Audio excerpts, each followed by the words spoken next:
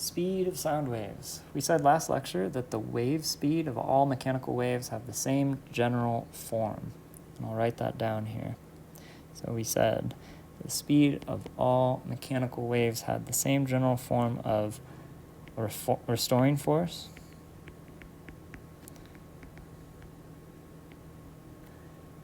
divided by the inertia of the system and the square root of such. So this holds true here, it turns out, for sound waves, but it turns out that different quantities account for the restoring force and the inertia depending on if you're talking about a solid, a liquid, or a gas. And so I'll write these down for you now, and I'll just task you with going and reading about why they are what they are in your textbook, because it's a little bit more details than I think is worth it to cover in our main lecture.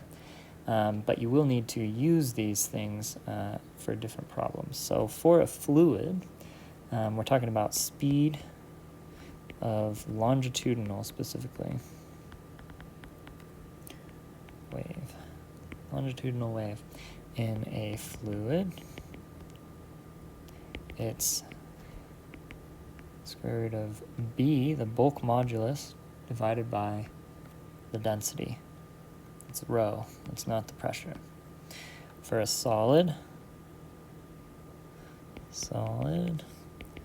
that's V is equal to square root of Young's modulus. It's another one of those stress parameters. Young's modulus divided by rho, the density. So B equals bulk modulus, Y equals Young, this guy's name, modulus. And then finally a gas gets kind of interesting. You ought to read about it. Velocity is equal to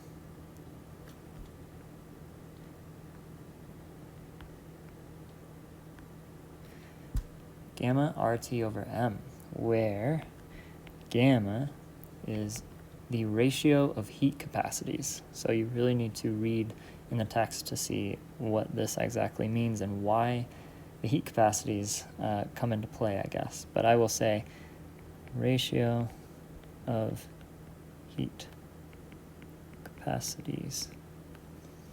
R is the gas constant. T is the temperature in Kelvin.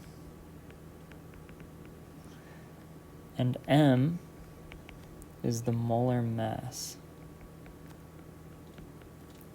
Right, so it has you flex that chemistry muscle back from ideal gas law. You'll probably kind of recognize that a lot of these parameters come into play there.